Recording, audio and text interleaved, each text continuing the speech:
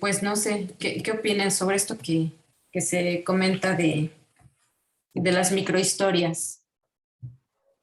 Ya me queda claro, ya con lo que mencionas, creo que sí se conecta con lo que estoy trabajando, que sería, como dices tú, microhistorias de personas que no tienen alguna autoridad académica o algún peso por algún cargo de poder.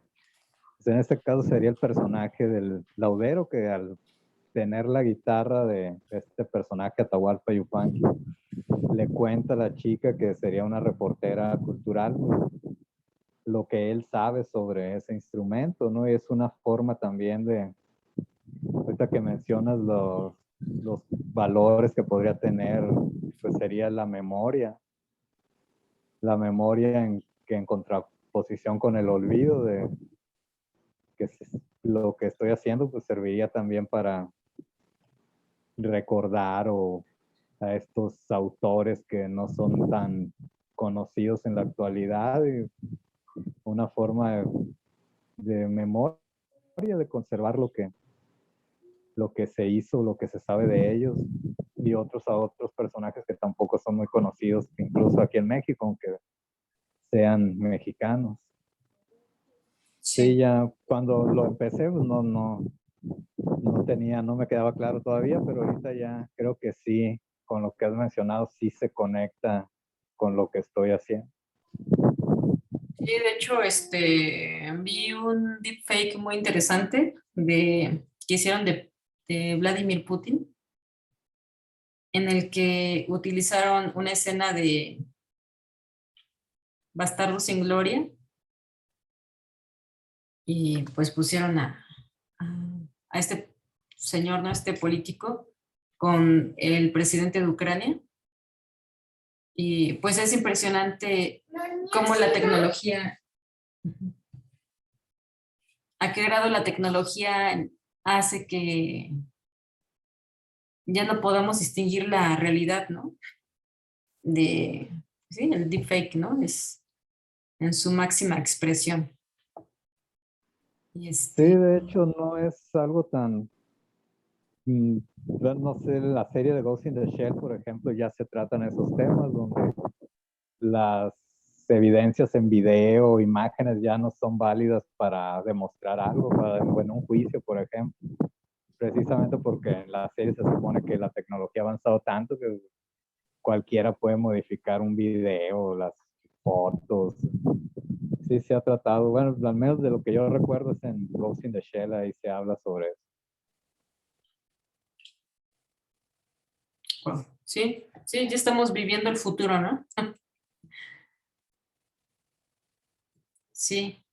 También otro ejemplo de pseudotrama que se había comentado en la sesión anterior es precisamente las ucronías, ¿no? No sé, ahorita los busca. Sí, entonces, en el caso de este deepfake que hicieron con Vladimir Putin, sería como una meta pseudotrama, ¿no? Porque de alguna u otra forma, Bastardo sin Gloria es una ucronía, ¿no? De algo que no pasó. Y a su vez, una escena de este tipo de proyectos lo usan para hacer un deepfake, ¿no? Sí, pues creo que ya estamos como, mezclando elementos de lo real, ¿no? Ya es una pseudotrama en tiempo real casi, ¿no? E incluso en algún momento yo hice algunos, como tipo reportajes sobre memes y,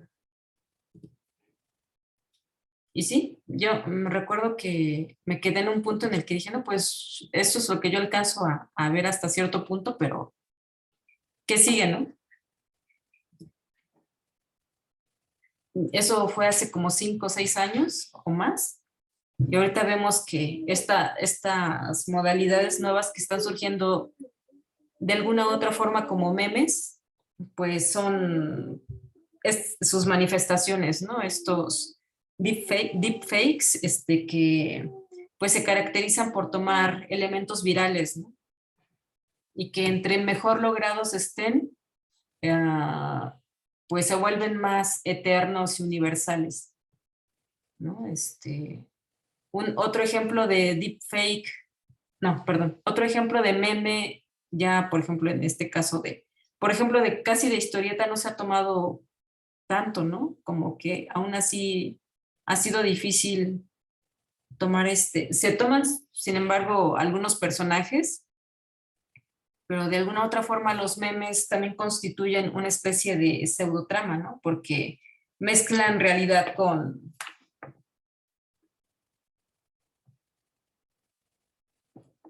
incluso algunos dan la impresión de real, ¿no?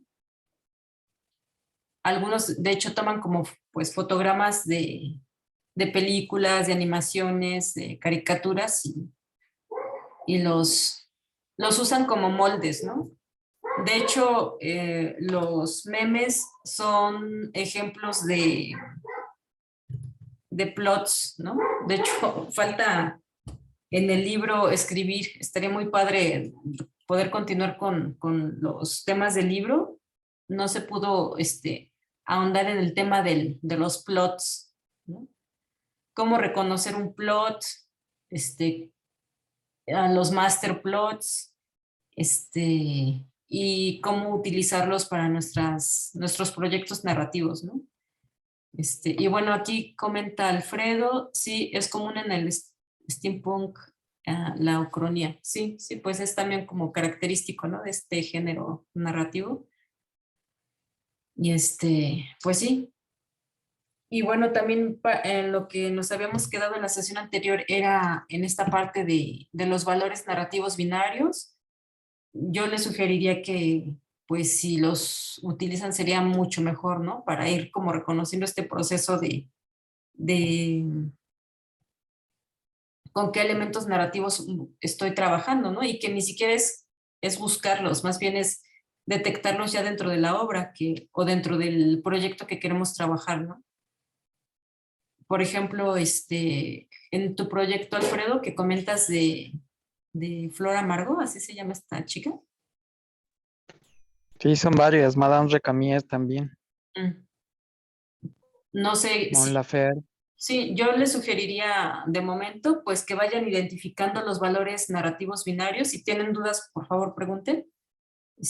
Pues sí, irlos identificando para este proyecto de música, ¿no? Para ir como,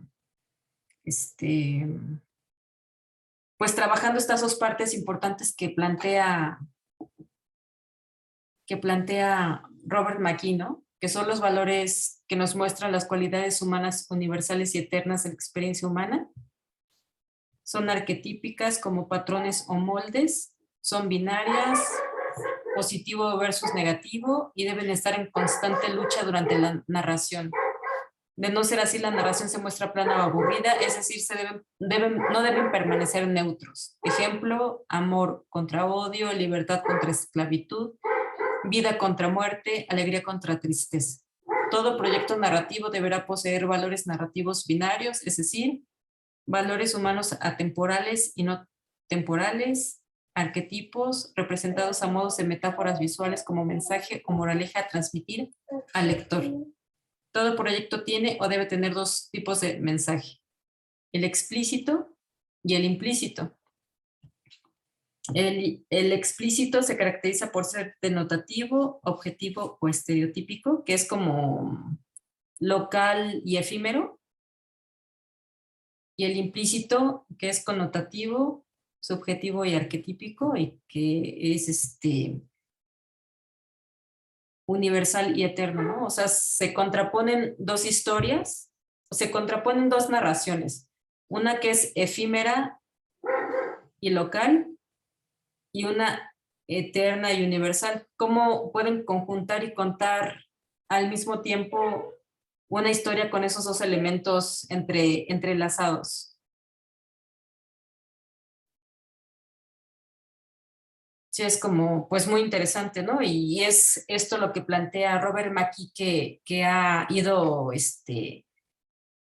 muriendo en la narración, ¿no? Por eso Robert McKee comenta que la narración está muriendo, ¿no? La narración humana. Y bueno, por ejemplo, pues parte de esto, bueno, parte de esto lo que podemos distinguir los valores narrativos binarios es en las obras clásicas que continúan siendo ya clásicos, ¿no? Todas las obras que se han convertido en clásicas poseen las cualidades de haber podido captar lo humano, universal y eterno, ¿no? Captan, por ejemplo, el valor memoria y olvido, pues ha permanecido a lo largo de la humanidad y es eterno, ¿no? Y universal. Aquí y en China y tal vez los extraterrestres, pues tengan estos conceptos de memoria y olvido, la idea de lugar, no lugar, la idea de búsqueda, desorientación, la referencia. Y bueno, por poner un ejemplo, porque hay algunas culturas que no plantean o no manejan el concepto progreso, ¿no? Por decirlo, ¿no? Entonces, cómo cada quien va contextualizando el concepto que quiere trabajar, ¿no? De alguna otra forma, por poner un ejemplo, yo les sugiero que si ustedes me pueden ir dando pistas sobre sus proyectos, pues es mucho mejor para ir poniendo ejemplos, ¿no? En el caso del proyecto de Alfredo, yo creo que de alguna otra forma el concepto de lugar y no lugar, de alguna otra forma tiene que ver con tu proyecto, porque es de gente que está cantando en espacios públicos que no necesariamente están diseñados para hacer conciertos, ¿no? Que en este caso, pues es el metro, ¿no? O es la calle, ¿no, Alfredo? Sí, los dos. Y bueno, por ejemplo, ¿qué idea hay sobre intervenir estos espacios en este caso, por intervenciones expresivas, ¿no? Como en este caso, como la música. Y bueno, de ahí cómo vamos captando dentro de nuestro proyecto, ya sea que queramos plantearlo primero como un pequeño cuento, como plot, y cómo vamos a ir sustrayendo de ahí las metáforas visuales, ¿no? Por ejemplo, un ejemplo de metáfora visual que han incluso hecho en estaciones del metro en las que hacen intervenciones de música, es que los escalones son teclas de piano, ¿no? Esa sería, por ejemplo, una metáfora visual que tendría que ver con la música y con el metro, ¿no? Por poner un caso. Y bueno, yo les sugiero que pues vayan checando eso, ¿no? ¿Qué valores narrativos estarían presentes en sus proyectos? Y también qué metáforas estarían presentes en sus proyectos. No sé qué opinen. Alguien que quiera poner como ejemplo tentativamente qué conceptos estarían trabajando. Si hay todavía dudas sobre este concepto, pues sí, digan para ir pues despejando, ¿no?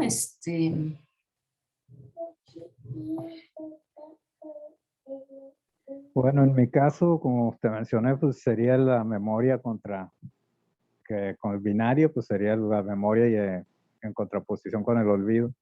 Y de metáforas visuales, creo, ya es como se trata sobre una guitarra, entonces la forma de la viñeta en algunos casos va a ser como la redonda, como la roseta de la guitarra. La roseta es el diseño que tienen las guitarras al lado del orificio de la caja de resonancia. Entonces esa sería la viñeta y el personaje estaría dentro de ese círculo de roseta. Muy bien. Sí, sí, pues aquí no se plantea tanto, gracias Evaristo, tanto este proceso que pues también se ha ido planteando en sesiones anteriores, ¿no? El ejercicio del filosofar, del reflexionar, de que el narrador se convierte en observador de lo social, de los demás, ¿no? Y que capta lo que no están captando los demás, ¿no? Ese es como el valor también que tiene un narrador, ¿no?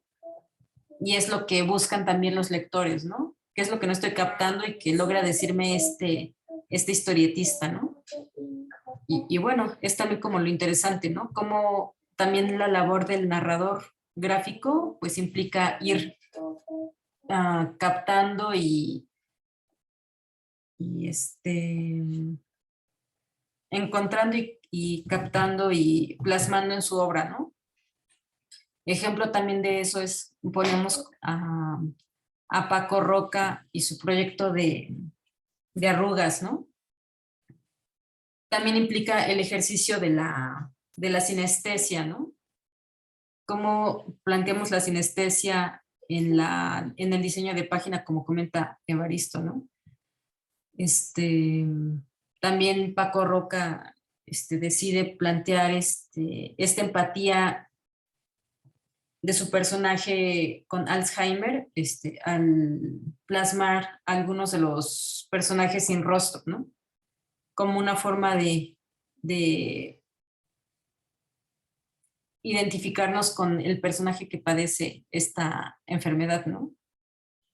Y bueno, también es importante, bueno, algo que habíamos dicho en las sesiones anteriores, que si bien se busca plantear usar alguna estructura narrativa, pues que no es como muy ortodoxo, ¿no? Puede haber el predominio de una y podemos estar utilizando otras. O sea, puede haber como jerárquicamente una. Habíamos visto también el caso de Ruinas, de, de Cooper, Peter Cooper. Él plantea la estructura de contrapunto.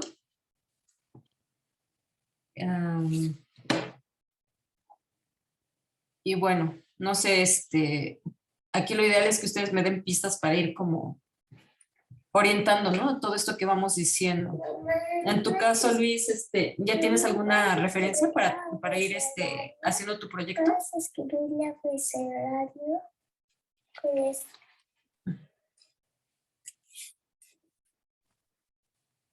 Tengo una idea, pero aún no está como muy, bueno, o sea, ahorita quise mejor trabajar al contrario de como lo hice la vez pasada, que primero escogí la estructura y luego adapté la historia, sino ahorita como primero hacer como la historia y luego ver un poco como qué estructura narrativa le queda mejor, porque creo que la vez pasada eso me complicó un poquito como la elaboración y de hecho, bueno, al final no me gustó mucho como lo que entregué para la expo.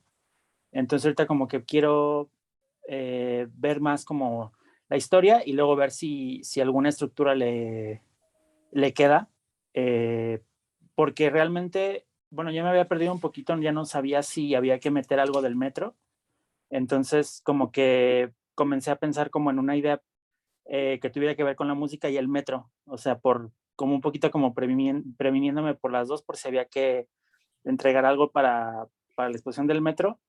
Entonces todavía no estoy muy seguro, mi idea es usar una canción, bueno, la letra de una canción como un poco que lleve la narración de la historia, más que nada. Entonces, quiero hacerla de unas 4 páginas, pero todavía estoy checando bien como el tema y un poquito como cómo adaptarla o qué canción adaptar para el tema. Muy bien. ¿Ya tienes una canción? Sí, creo que sí. Bueno, es una canción, es de post-punk ruso, que me gusta mucho. Entonces, se traduce como gato salvaje. Entonces me gusta mucho. Tiene como una onda como muy urbana. Entonces sentí como que quedaba bien con lo del metro. Pero aún estoy viendo. O sea, porque justamente pensé como cómo meter los textos, porque dije, a lo mejor consigo la letra en ruso y meter los textos así en ruso, pero que no sepas de qué va la canción, pero entiendes las imágenes, ¿no? Como que el texto no importa tanto, pero también me quedé pensando, dije, a lo mejor si la gente ve como el texto no lo entiende, a lo mejor no van a querer leer, o sea, leer la historia, ¿no? Como que eso los va a detener. Pues como que todavía no estoy muy seguro de esa parte. Y pues nada más, ahorita eso es un poquito como lo que he podido avanzar porque no he tenido como mucho chance. Pues fue muy bien. Sí, finalmente, pues todo esto va muy enfocado también a ir reconociendo cómo cada quien tiene su proceso creativo, ¿no? Sí, pues un poco, digo, a ver qué, ahora sí que a ver qué sale, como que me gustó la idea de combinar lo del metro, aunque no se use el metro, pero como que ya me gustó por ahí, entonces ya espero la próxima semana ya tener algo como más, aunque sean algunos bocetos, como más avanzado. ¿Te parecería viable trabajar con esto de los valores binarios? ¿Valores narrativos? Sí, de hecho sí, digo, creo que luego lo hago, pero no tan conscientemente, o sea, como que no me pongo como a pensarlo tanto, pero yo creo que sí me gustaría. Sí trato de siempre incorporarlo. ¿Qué otra cosa? ¿Y qué cantidad de páginas ya tienes algún estimado tentativo? Estoy pensando más o menos de 2 a 4, O sea, 4. para que no sea tampoco tanto. Además la canción pues tiene muy poquita letra, entonces pues tampoco tiene como tanto de dónde explotarse, pero sí, yo creo que a lo mejor unas 4 páginas creo que está manejable también para que no me gane el tiempo como la vez pasada.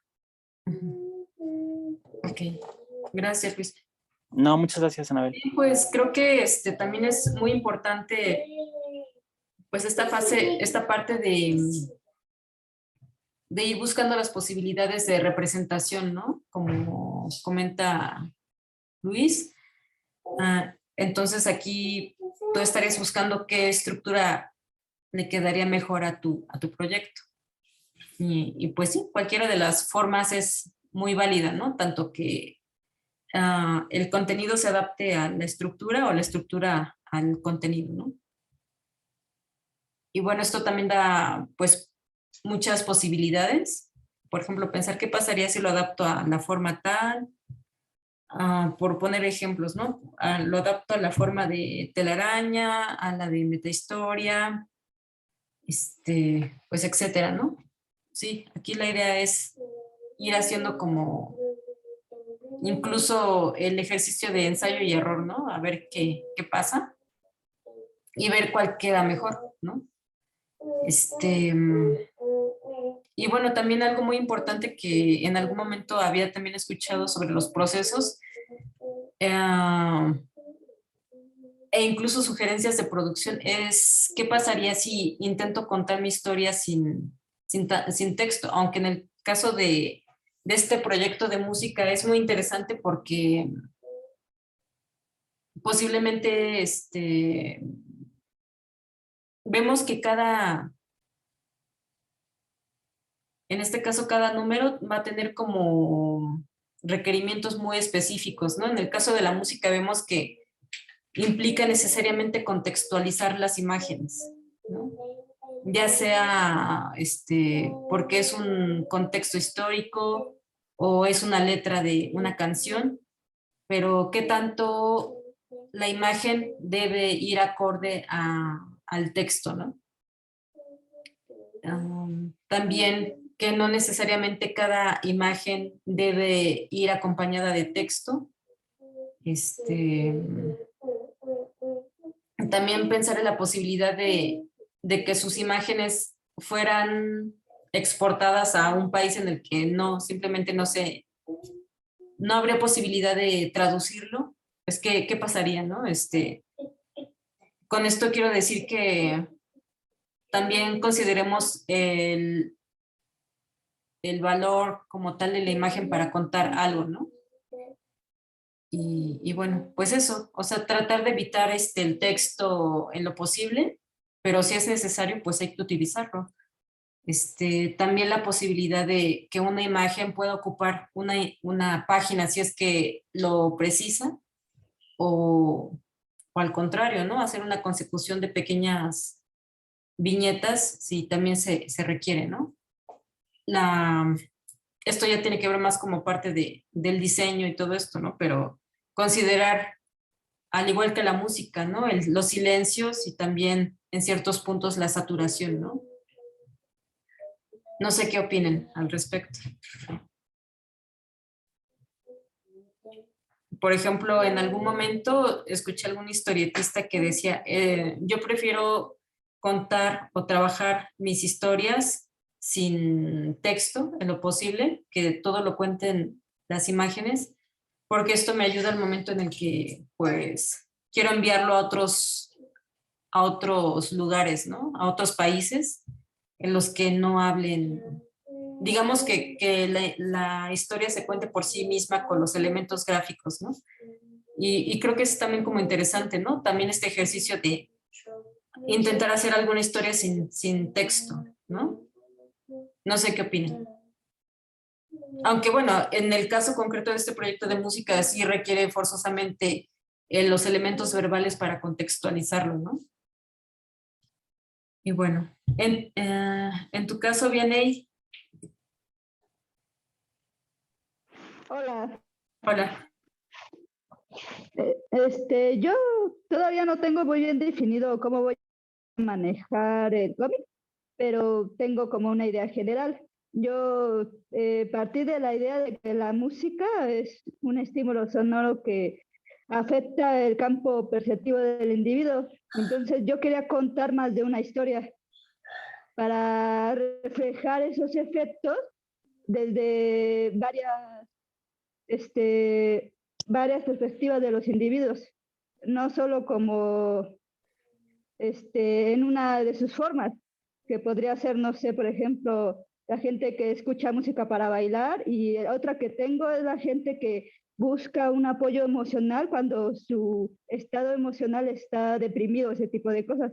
Todavía no termino de delimitar las historias, pero básicamente esa es mi idea. Y por eso había elegido, bueno, estaba viendo si quedaba lo de acróstico, me parece, porque cada historia quería manejarla de cierta diversidad visual para además diferenciarla de la otra. Y tenía la idea de no tal cual usar música, o sea, letras me refiero, sino quería usar las notas para reafirmar lo visual de la música. Ok. Sí. Entonces, tentativamente ya algunos ya tienen definida alguna estructura de momento. Sí, En tu caso, viene y sería la acróstica. sí, pero esperaba ver algunos ejemplos para ver si sí era lo que yo estaba pensando. Ah, ok. Sí, pues entonces buscaría algunos ejemplos de acróstico. No sé, tal vez si la estructura coral podría ser de utilidad. Sí, esa me parece que ya la habían aplicado, ¿no?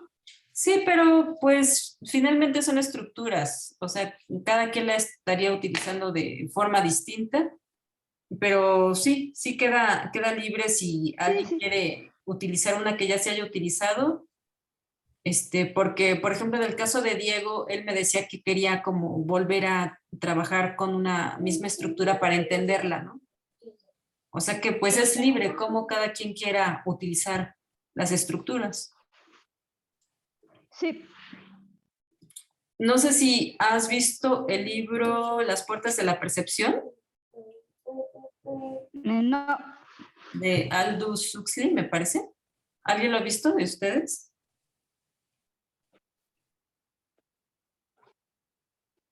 Sí, pues es que no sé, de momento me recuerdo un poquito esto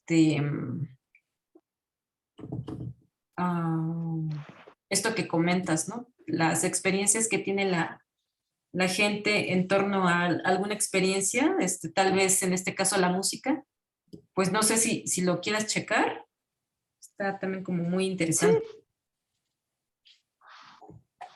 sí. Sí, bueno, Evaristo, ¿tú tentativamente qué estructura estarías utilizando? Gracias, Vianey. La de documental fake, pseudotrama, documental fake. Trama, tú, Alfredo.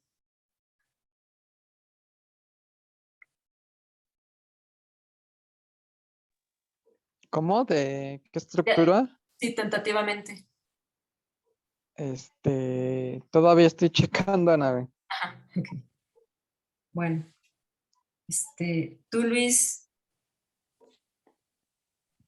No estoy seguro, pero creo que se adapta, creo que era, ay, es que no me acuerdo cómo se llama, que el texto y la imagen no se corresponden, o sea, no es como que no es reiterativo el texto o la imagen, pero no me acuerdo cómo se llama la estructura, sí lo estaba checando, que a lo mejor creo que podía quedar en esa. Sí. Sí, y a ver, sí, eso viene en el capítulo 21, página 62.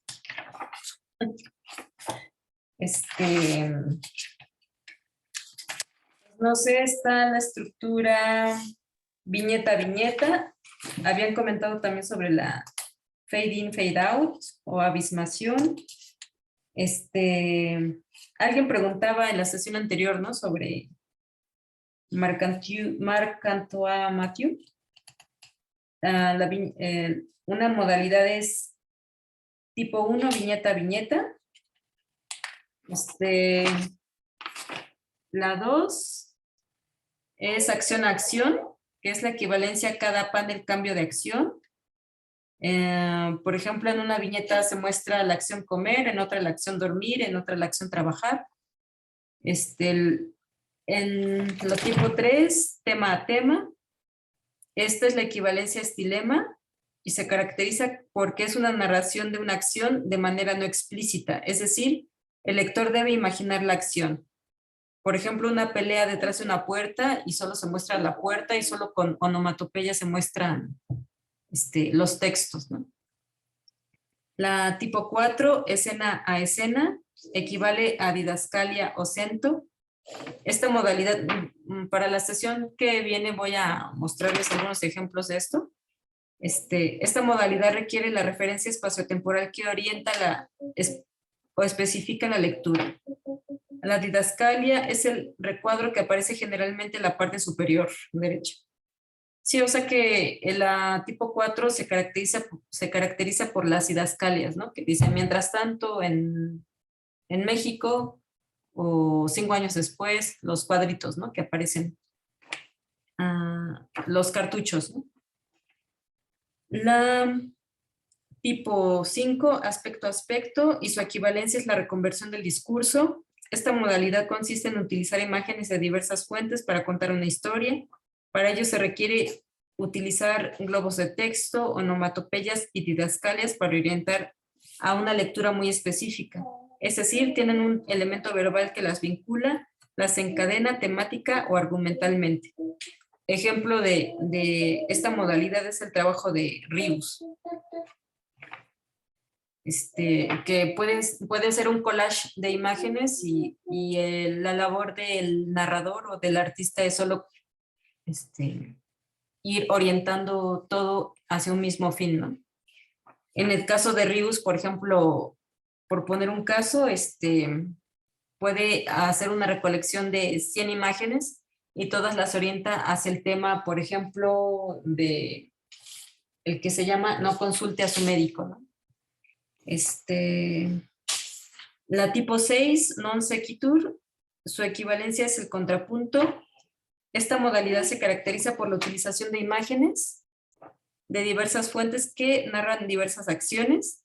La selección de imágenes utilizadas debe generar un collage que cuente una historia, una especie de Frankenstein. Puede haber o no relación entre estas, ya sea temática o circunstancial, y no hay elemento verbal. Si está si hay una coherencia entre todas estas imágenes, es contrapunto, y si no hay coherencia, se le denomina acento. Vamos a ver también algunos ejemplos de estas que son también muy interesantes y estas, de hecho, se utilizan mucho en el cine. ¿no? En las obras cinematográficas, al poner como, y que de alguna u otra forma también es como coral, ¿no? Es también como muy interesante, de hecho eso también lo platicaba con Diego, le digo, es que no son necesariamente las estructuras muy ortodoxas, ¿no? O delimitadas. De hecho, hay muchas que están como enraizadas con otras estructuras. Por ejemplo, el acento y la contrapunto son prácticamente muy similares a la estructura coral. Y por ejemplo, la tipo 7, no secuencial o secuencia implícita. Esta modalidad no tiene equivalencias, se caracteriza por ser utilizada en formato viñeta única. Al contar con una extensión mínima, debe mostrarse al lector no una acción específica, sino situaciones y personajes, en ocasiones estereotipados, arquetípicos o cliché, ya que lo que detona su interpretación es la memoria arquetípica como un déjà vu al lector. De alguna manera interviene el fenómeno de la percepción, que consiste en que se plantea una pista y el lector imagina lo demás. Este recurso es comúnmente utilizado en la modalidad de viñeta cómica, un género subestimado, pero podemos ver que en realidad es muy complejo y debe cumplir con ciertas reglas para que cumpla eficazmente su objetivo. Un ejemplo de esta modalidad son todas las variaciones en las que se ha dado a lo largo de la historia la viñeta cómica, como la del náufrago en la isla, el reo en la celda, la viuda en el funeral, etcétera. Los ejemplos abundan. Y la tipo 8 jerarquizada, esta modalidad va acorde a una secuencia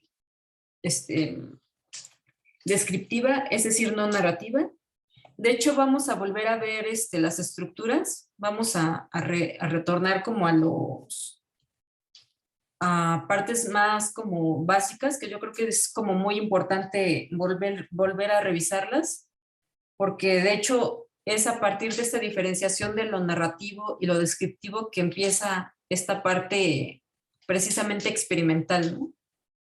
Es donde empiezan incluso a ver cosas muy híbridas que a partir de esta diferencia de lo narrativo y descriptivo ya por sí mismo ya es como donde comienza esta parte de lo experimental, ¿no?